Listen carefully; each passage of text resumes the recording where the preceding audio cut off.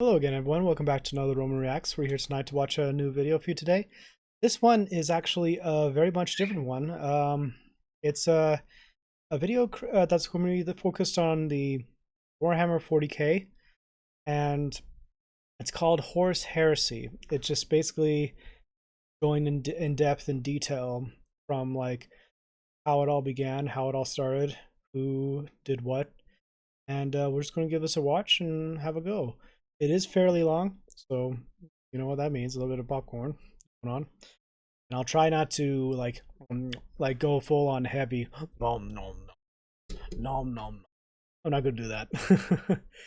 But anyway, um it'll be interesting to say the least because I'm into 40k, but I don't know all the major details for like big past events and the Horus Heresy with this going on. I want to give this a watch and see how it goes. And this is created by Janovich, which I think I saw like a video long ago from him that I liked, and I subscribed to him. So be sure to subscribe to him too, because he's a good. He's a good guy from his own stuff. And I just recently picked up on this again, and now I just want to give a reaction. So without further ado, let's get right into it. Editor. All right, that's all set. We got this set up and all good. And I'm not gonna try to. I'll be quiet for most of this, but we're gonna give this a watch. Janovich. Let's see what you got. 3, 2.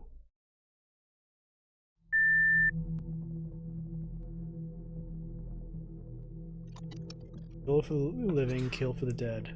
Lubrical. Little Will's battle cry.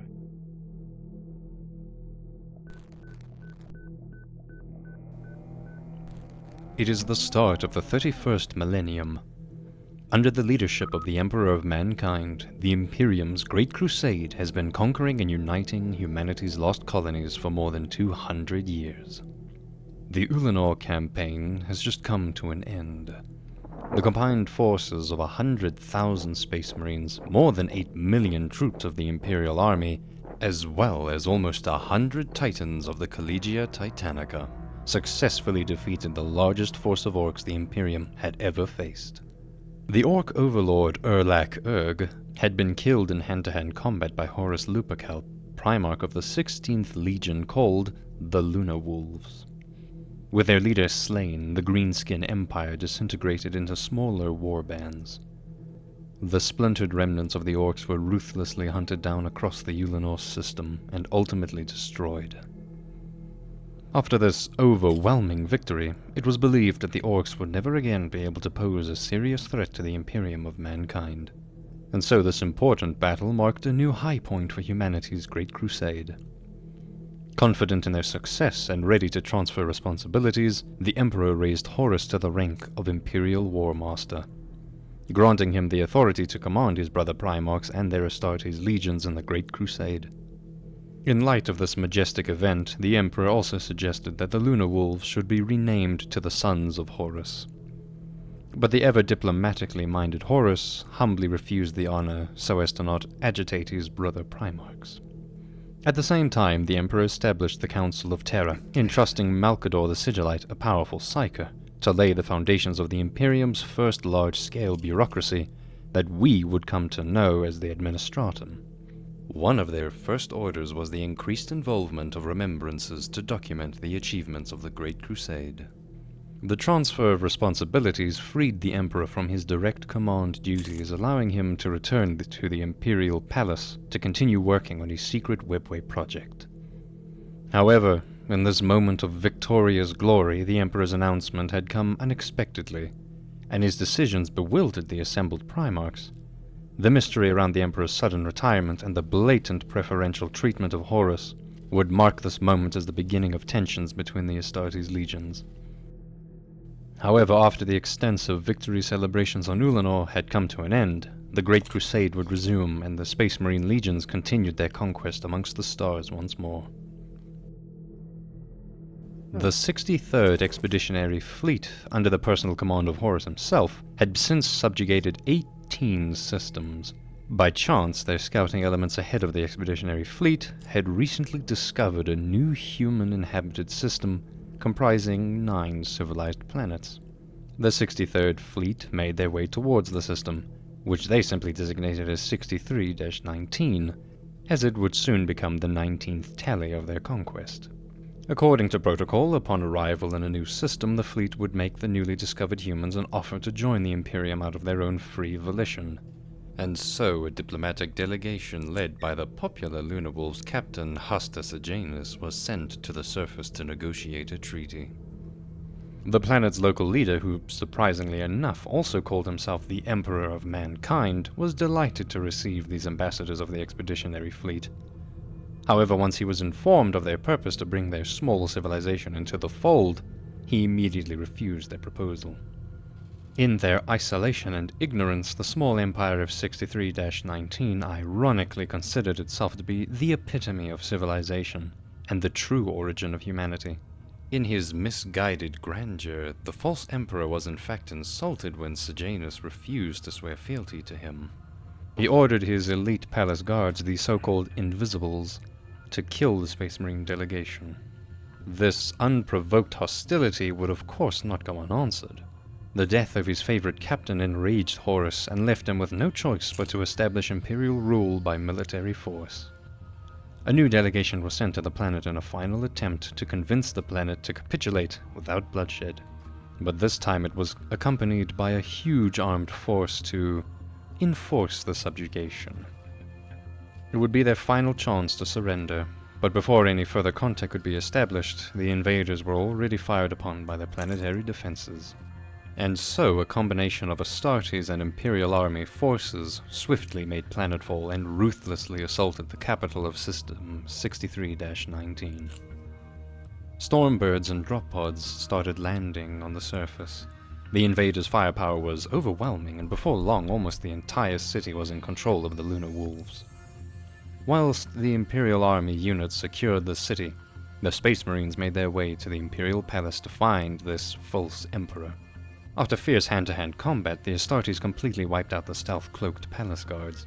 While these Invisibles had been a formidable fighting force in their own right, and even managed to take the lives of a few Astartes, they ultimately proved no match for the battle-ready Lunar Wolves.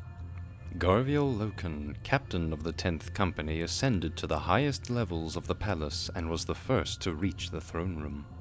It was a beautiful structure made of enormous white plastered walls and glass roofs. In the throne room of the false emperor stood a massive golden throne.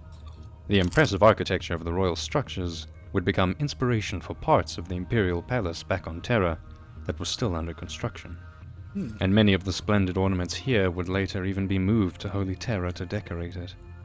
In the throne room, he found a single old man, assumed to be the misguided emperor of the besieged world. Without his bodyguards, he posed no threat. Loken tried convincing him of the ignorance of his resistance, but the false emperor would not believe that a far grander empire of humanity was already uniting amongst the stars beyond his own system, and still refused to surrender. When other Astartes arrived on the scene, he demanded an audience with the highest person of rank. Some of the Astartes suggested simply killing the ignorant old fool right there, but as a sign of respect for this soon-to-be dismantled empire, Garviel Loken chose to honor the old man's request. And so, Warmaster Horus himself was summoned to come to the surface of 63-19 in person. But a glimmer of refracting light on top of the golden throne betrayed a figure hidden by a cloaking device to be sitting there. Loken realized the old man wasn't really the emperor he claimed to be, but probably just a decoy. It was likely that the request for an audience with the Warmaster was a trap designed to kill him. He decided to end the deception and shot the impostor with his bolter, then made his way towards the large golden throne. But before he could reach it, a sudden, powerful blast wave filled the throne room. Because his ruse had been uncovered, the invisible emperor had no choice but to prematurely activate the throne room's defense mechanism. The golden throne he sat upon emitted an unstoppable gravimetric force, throwing all the Astartes warriors to the ground. Several of them were blasted against the walls with such a force that it crushed their bones. Others were knocked through the glass windows and fell down the high spires of the palace. But before anything else could occur, the upheaval was interrupted by a tremendous shock. With a blinding flash, someone violently teleported into the throne room in front of the golden throne. It was Horus Lupercal himself. his huge master-crafted power armor easily withstanding the throne's debilitating blast waves. Due to the close proximity of the teleportation's location, the sudden warping of reality had caused a rupture that brutally tore off the false Emperor's cloaking device and revealed the previously invisible figure sitting on the throne. Horus instantly shot him, and before so much as a blink could happen, only the smoldering remnants of his charred skeleton lay there. The bones of his arms still clutched onto his destroyed throne. As the Astartes got to their feet, Garviel Loken looked up at the splendid Warmaster in massive bright white armor towering over him. Horus spoke. So will I deal with all tyrants and deceivers. He had just personally teleported into the throne room and slain the false emperor. After the assault was over and the city secured, a large number of remembrancers, many of which had only recently joined the Great Crusade, were sent to the surface to record the victory. Although the Astartes were already known to be ruthlessly effective warriors, what the remembrancers witnessed in the capital that day seemed particularly gruesome. Most buildings in the city were severely damaged by overwhelming amounts of explosions and shrapnel. Everywhere the torn-apart corpses of the defenders still lay scattered in the streets. Wherever the remembrancers looked, they witnessed gory puddles of blood and body parts. In retaliation for the cowardly slaughter of Sejanus and his delegation, the Lunar Wolves had not bothered taking any prisoners.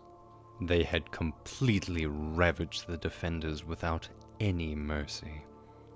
Sejanus had been part of the Lunar Wolves' Mournival, a close-knit group of high-ranking space marines that served as the personal advisors to Warmaster Horus.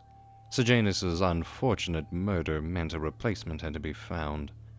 Garviel Loken had been rising through the ranks, and his recent achievement of being the first to reach the throne room had brought him to the attention of his battle brothers.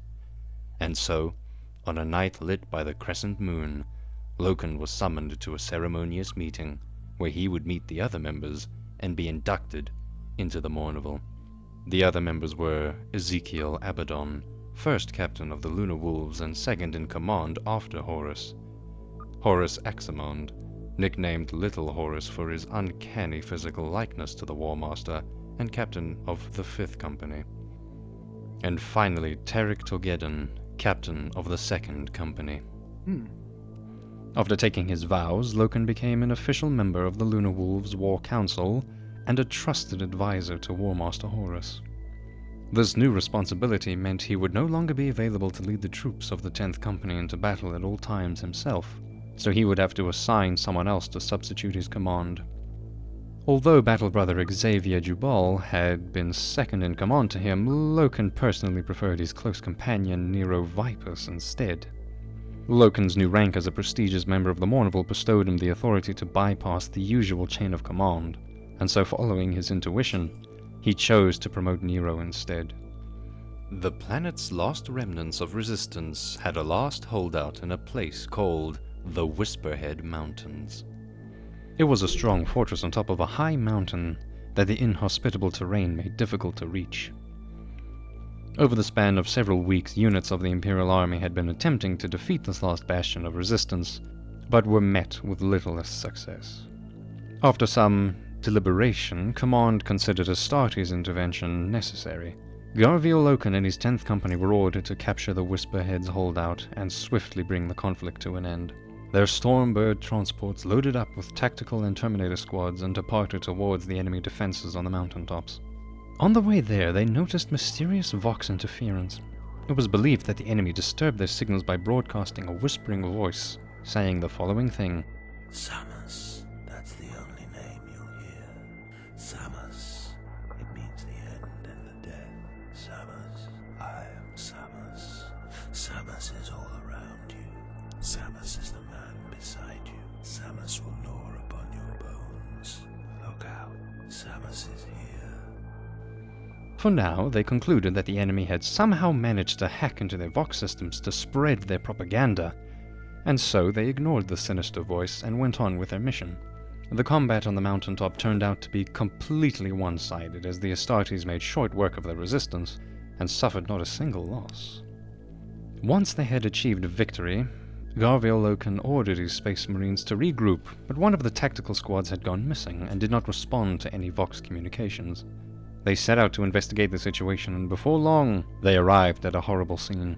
Xavier Jubal, the missing element sergeant, had murdered all of the Battle Brothers in his squad. Loken told his troops to detain Jubal, but he resisted the arrest and shrugged off the other Astartes like it was nothing, killing several more Space Marines in the process. He looked demonically possessed and kept shouting, "Watch out! Samus is here!"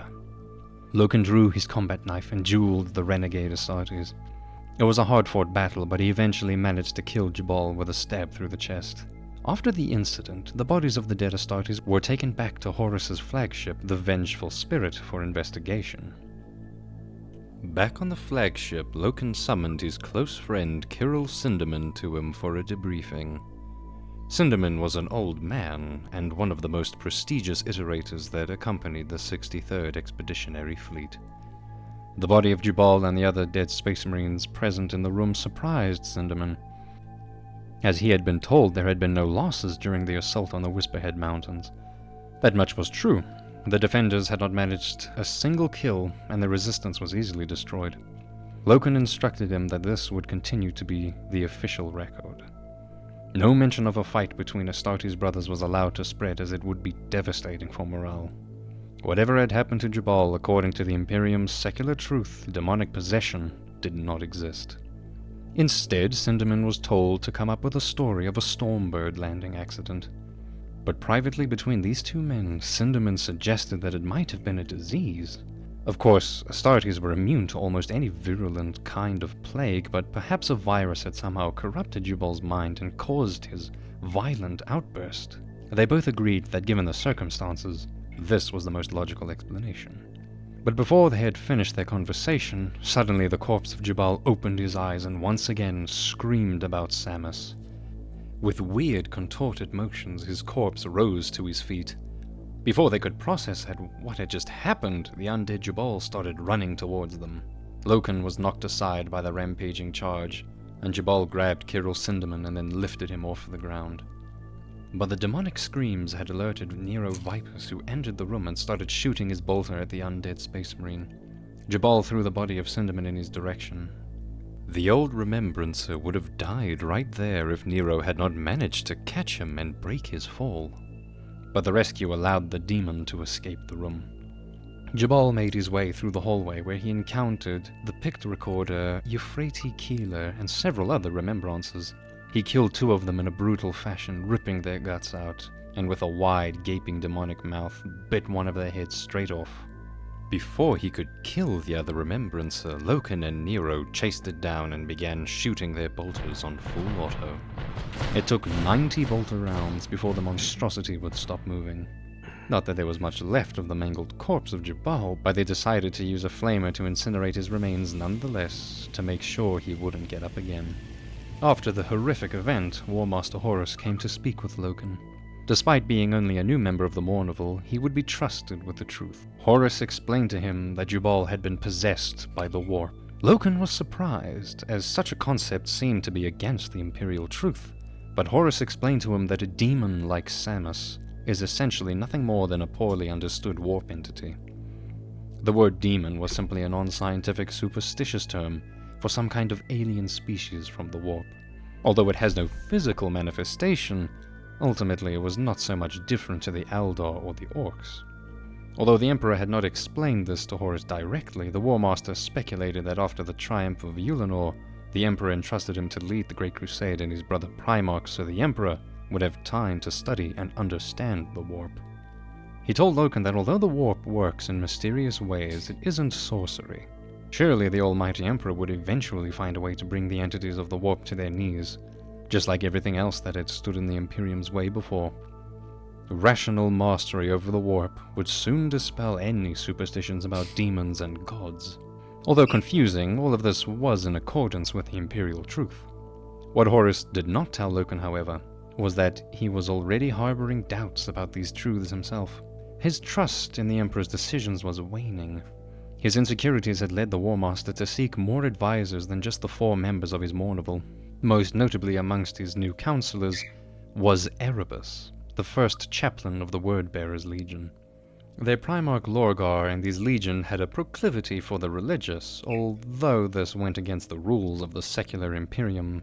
They had worshipped the Emperor himself. For this disobedience, they would eventually be severely punished when the Emperor ordered Rabut Gilliman, Primarch of the Ultramarines, to assault the Word-Bearers' capital Monarchia and have all of its sacred sites destroyed. After this humiliating event, the Word-Bearers chose to focus their attention on other deities instead. In their search for the divine, the Word-Bearers came to develop a deeper understanding of the warp and its demonic entities than most.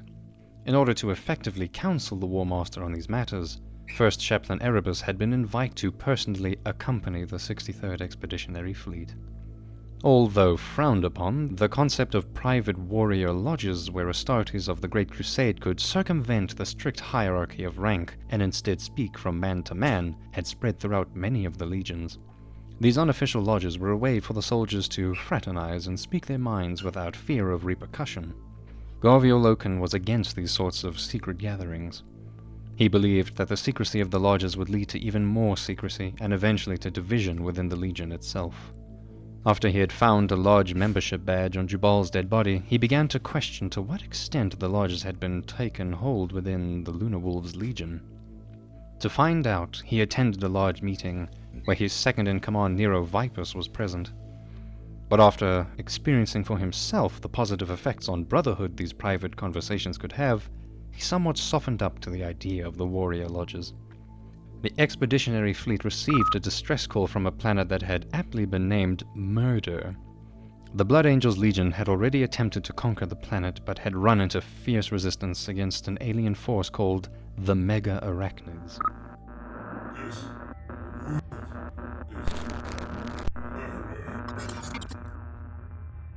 These spider-like aliens had hard exoskeleton armor, able to withstand bolter-fire, and their claws were sharp enough to cut the ceramite armor plates of the Astartes. The planet's atmospheric storms disrupted travel and communications with the surface, and many Blood Angel companies had already gone missing in action. The legions of the Emperor's children and Lunar Wolves sent forces to the planet to help their Blood Angels cousins. The Emperor's children were the first to deploy, and made planetfall with their drop pods, but due to the turbulent atmosphere, the attacking force scattered. They soon found out that the planet was a death trap with no way out. The Mega Arachnids attacked in devastating waves, killing many Astartes. Just like the Blood Angels before them, the Space Marines of the Emperor's children would soon be wiped out, if it hadn't been for Captain Sol Tarvitz of the 10th Company. When the flying Mega Arachnids started impaling dead Astartes on the surrounding trees, he gave the order to have these destroyed. This led him to discover the large tree-like structures on the surface were not actually part of the planet's biosphere, but instead weather control structures causing the storms. Realizing this, they quickly demolished more of them, opening a gap in the storm for more reinforcements to safely arrive and establish a defensive stronghold. Sanguinius, Primarch of the Blood Angels, personally came to the surface. Upon seeing so many of his legion massacred, he wept. He asked Horus for assistance to avenge the fallen Space Marines, and so together the three legions started a campaign to wipe out the abominable Spider Xenos. In this ruthless 6-month campaign, they were even assisted by a Titan Legio of the Mechanicum. Before they had been able to wipe out the Mega Arachnids completely, they were contacted by an advanced human civilization called the Interrex, asking the Astartes to call off their war against the Mega Arachnids. The Interrex appeared peaceful, and so their request was obliged for the time being. Diplomatic negotiations were taking place on their home planet Zenobia, but the Interrex were hesitant to join the Imperium. Although they initially wanted to, their fear that the Imperium of mankind might be tainted by the forces of chaos slowed down diplomacy. Meanwhile, Erebus secretly infiltrated the Interrex Museum of Technology and stole a powerful alien artifact called the Anathema. This ancient sword was imbued with the power of a curse to mortally wound any chosen individual, harming it beyond any hope of recovery. The theft of the weapon seemed to confirm the Interrex's earlier suspicions that the Imperium could not be trusted. They blamed the Warmaster for the missing weapon and declared war upon the Imperium. The accusation towards the Warmaster was a grave insult. The Astartes forgot the Mega Arachnids on planet Murder and instead focused their complete attention towards fighting the Interrex. After a lengthy, strenuous battle, they eventually managed to wipe out the Interrex civilization completely. After the War of Extermination on Zenobia, Sanguinius convinced Horus to finally rename the Lunar Wolves Legion, as the Emperor had initially suggested. Directly encouraged by his brother, this time Horus agreed. And so the 16th Legion became known as the Sons of Horus. They changed the color of their armor from white to green. Their symbol of a moon-crested wolf was discarded, and they adopted the Eye of Terror, symbolizing the Emperor's eternal vigilance. Although the Legion's change of name in the honor of the Warmaster was a celebrated event, the war with the Interrex had been a bitter affair. Despite the bloody conflict, the civilization had been a model society of advanced human technology, and the Warmaster lamented having to destroy such a world over such a foolish misunderstanding. But he wouldn't have time to contemplate the recent events. They received a request for support from the world of Davin. Davin had been one of the first worlds the 63rd Expeditionary Fleet had conquered. The Sons of Horus, back then the Lunar Wolves, still harbored proud memories of fighting and defeating the Davinite warriors. After their initial victory, Horus had assigned the task of bringing the world to further Imperial compliance to his trusted friend and Imperial Army Commander Eugene Temba, assisted by a small detachment of the Wordbearers Legion. However, the Imperial Army elements led by Eugene Temba had renounced their loyalty to the Imperium and established a rebel base on the moon of Davin. Chaplain Erebus had already returned to Davin to deal with the uprising, but found the rebels were too numerous for his small contingent of wordbearers to deal with, and so he had requested support. It was the first large-scale rebellion by Imperial forces that had taken place since the start of the Great Crusade, and a considerable blemish on the Warmaster's otherwise impeccable records. Since the 16th Legion had initially conquered Davin, Erebus offered Horus the opportunity to personally avenge the betrayal and bring it into compliance himself. Enraged by the disloyalty of his friend Eugene, the Warmaster ordered the 63rd Expeditionary Fleet to make haste towards Davin. The Warmaster and his council planned a large-scale offensive to destroy the rebel base on Davin's moon, but they soon learned that the surface and atmosphere of the moon had changed considerably from when they first conquered it so long ago. What had once been a dry and desert-like terrain had mysteriously transformed into a planet-wide humid swamp. They had no explanation for what happened to the moon, but this would not stop their assault. However, it did prohibit their heavy tanks from deploying to the surface. But fortunately, the Titans of Legio Mortis, the Titan Legion that accompanied the 63rd Expeditionary Fleet, would have no problems traversing through the swamps. A massive force of 400 Space Marines, 4,000 Imperial Army units, and 3 Titans prepared to make planetfall. The Space Marines of the Sons of Horus would lead the way. But during the descent, the Astartes Stormbirds picked up an audio signal from the surface. A faint, demonic-sounding voice was speaking over the Vox network. The ways of man, folly, seek doom of all things. In death and rebirth shall mankind live forever. To Garviel Loken's horror, the voice had an eerie similarity to the voice of Samus he heard during the Battle of the Whisperhead Mountains, the very same voice that had corrupted battle brother Xavier Jubal on 63-19. He warned the Warmaster, but Horus had no intentions of turning back now. Just like before, the voice was simply disregarded as enemy propaganda or a cowardly scare tactic. But the origin of the audio signal was traced, and they adjusted course to where they suspected it was coming from, for that is where the enemy was most likely to be located. It led them to an old Imperial battleship by the name of Emperor's Glory. The traitors had crash-landed it on the planet, and it now served as the rebel base. The Astartes disembarked from their Stormbirds into knee-deep swampy water. The foes they encountered were indeed the rebel Imperial Army forces under leadership of the traitorous governor Eugene Temba. But just like the planet, they had changed. Their soldiers had turned into zombie-like corpses, their formal Imperial Army uniforms raggedly hanging from their decaying bodies. They attacked the Sons of Horus in large, mindless waves.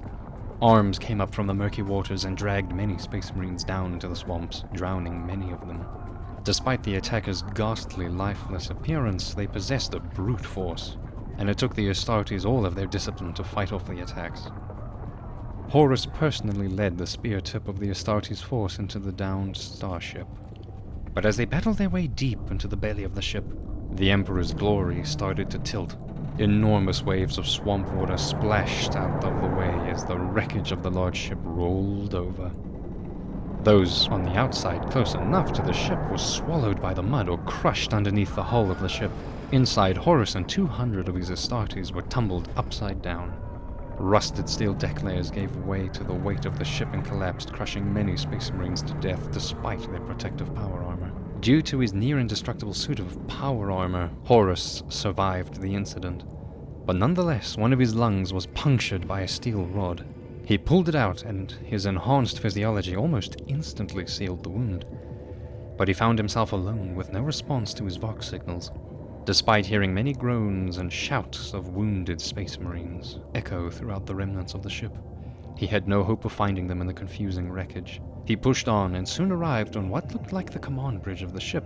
The warp was strong here, and his vision was troubled by hallucinations of decay. He felt disturbed. Not even when fighting the menacing war boss back on Ulanor had he felt such a thing. For the first time in his life, Horus was afraid. He was confronted by a walking, bloated, rotten corpse wearing the remnants of an old Imperial uniform that belonged to Eugene Timber. Horus realized his old friend was possessed by the powers of the warp. Unbeknownst to the Warmaster, the demon that controlled Eugene's corpse also carried a special sword, the Anathema, the very Xenos weapon Erebus had stolen from the Interrex Museum of Technology on Zenobia. With clashing swords, they dueled inside of the ship's wreckage. Although the rotten body moved with surprising speed, the demon ultimately proved no match for the mighty Primarch. Horus wanted to bring an end to the horrors swiftly, and so committed to a murderous but reckless stroke. As he struck down his foe, the stolen Anathema blade pierced his arm. The demon lost control of the Xenos sword, and both fell down to the ground. Without the blade, the demon was defeated, and it departed from the decaying body. Relieved of the demonic possession, for a moment the real Eugene Timber came back to himself. His mortally wounded body still bloated and rotten, but alive. With his last breath, he asked Horus for forgiveness, and then died right there in the Primarch's arms. In the lowly bowels of the wrecked ship, Horus was overcome by emotion and wept for his lost friend. Outside of the ship, the Legio Mortis had arrived. The Titans did what they could to stop the hordes, but their bulky weapons had been of little assistance to the struggling Space Marines fighting in hand-to-hand combat in the swamps below. Dozens of Astartes had already died. But as soon as Horus had defeated the demon, the attacking suddenly stopped. Their bodies collapsed and simply became unmoving corpses. The warp possession on Davin had lifted, and the moon started to recover back to its former desert biosphere. The members of the Mournival searched the wreckage and found the Warmaster still bleeding and in shock on the command bridge.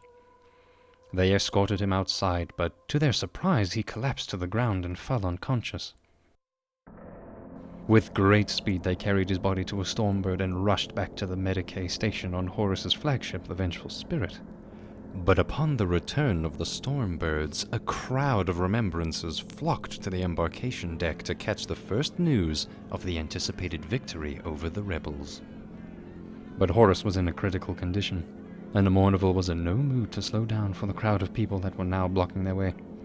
They violently clubbed and pushed themselves apart through the assembled mob, killing more than a dozen remembrances and crew members on their way to the Medicae. But unfortunately their haste would not be rewarded. No matter what the Legion's apothecaries tried, they could not heal his wound. The mysterious mortal wound caused by the Anathema was beyond their knowledge. The cut in his arm would not stop bleeding, and if nothing was done, the Warmaster would eventually bleed out and die. Garvio Loken, Terek Torgeddon, and Nero Vipus rushed back to the surface in search of the weapon that had caused the wound in hopes that it would help them find a cure. They found the Anathema in the wreckage next to the rotting corpse of Eugene Timber where Horus had slain him. Garvio recognized the blade. He had seen it in the Interrex Museum on Zenobia before it was stolen. Only one person could have brought it to Davin before the 63rd Expeditionary Fleet had arrived. Erebus, but why? What would anyone have to gain from killing the Warmaster? Who else was behind this plot?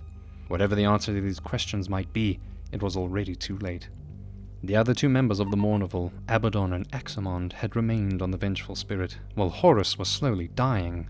They had been summoned to an emergency warrior lodge meeting by Erebus. The word-bearer's chaplain informed them of a place where the Warmaster might be healed. A shrine on the moon of Davin called the Serpent's Temple. It was clear the Legion's apothecaries would not be able to save him, and so the arcane healing methods of the Davin shaman was their last hope. Desperate for anything that could keep their beloved Primarch alive, they followed Erebus's advice. They had put the unconscious body of Horus in a stasis field to prolong his life, and quickly brought him to the temple on the moon's surface. When the others finally arrived at the temple, the gates had already been locked and sealed. Abaddon, Axamond, and several other sons of Horus stood guard outside, but Chaplain Erebus was nowhere to be found. The Astartes blocked the way in to prevent anyone from interrupting the healing ceremony that had already begun. All of them had their bolters ready and loaded in case of conflict. Loken was reluctant to fight his own sworn brothers, and was ultimately forced to yield to their questionable decision. Obviously, the reliance on some mysterious shamanistic ritual was a complete abandonment of the secular imperial truth as it had been commanded by the Emperor. But the Emperor wasn't here. He had left the Great Crusade and ordered his favorite son, Horus Lupercal, to pick up the pieces. The forces of the Warp, whatever they may be, had conspired against him and prevailed. But the sons of Horus and the members of the Mournival specifically could not bear the loss of their Gene Father. He was on the brink of death, and they had to make a decision. And so, despite everything the Imperium stood for, in a desperate move, the fate of Horus was put in the hands of these witch doctors. After 8 days, the gates would open again, and the sons of Horus would find out if the Warmaster would live or perish.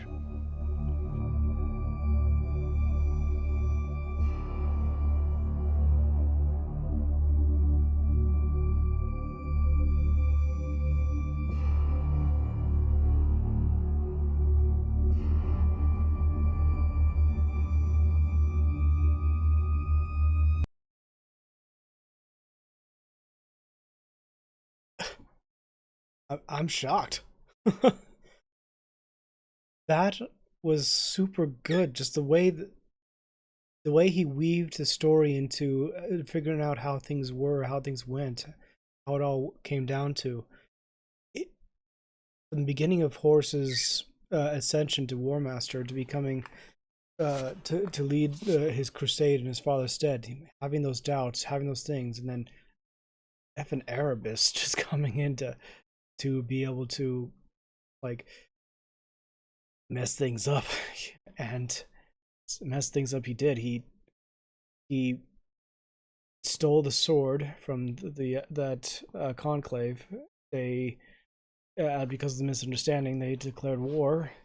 They ended up dying, and Erebus, Gabriel Loken, was the one who discovered that it was Erebus who had the sword, because he left it came first, and it just led to more questions, more things happening. And Horus, he had showed such promise, but because he got cursed from that blade, fearing for his life, half the visors went against tradition, whereas Gabriel Loken and the others just found the blade and were trying to get back. And then this was a very good storytelling. This just compels like thought of like the process of how it all came to be, how it all began, why this all started. And this right here is great storytelling that I'd never seen. And I'm a fan of Warhammer stuff, and but getting in-depth analysis of the Horus Heresy is something else. And I really enjoy this. I really did. Janovich, props to you, man. Props to you for creating such a wonderful piece of storytelling, literature, whatever you could call it. Just this really brings to light about all the whole details, like what the Horus Heresy, has all started because of what happened, and no doubt Erebus was the keynote, the main villain who no doubt in his mind who had communed with the demons. Horus, under his influence of Erebus, starting to become what would later happen down the road. And honestly, the storytelling was great. I loved it. I loved the little battles that they showed, just to get a kind of sense of like, yeah, I'm really excited to see what happens in part 2 and future episodes from Janovich. So props to you, man. Props. Wow. I have no words. I have no words to describe this. It's just an amazing piece. Just getting into the lore of 40K, and it's amazing. I really enjoy it. Anyway, great video, great stuff. I'm going to leave a link for him to and make certain that you guys subscribe to him, please. It would very much mean a lot if you can. And as always, I wish you all the best. I wish you all the best of luck in future video, and hope to catch you all in future videos and content from this channel. So, as always, thanks to everyone. You take care. As always, Romans, salute. May the Emperor watch over you.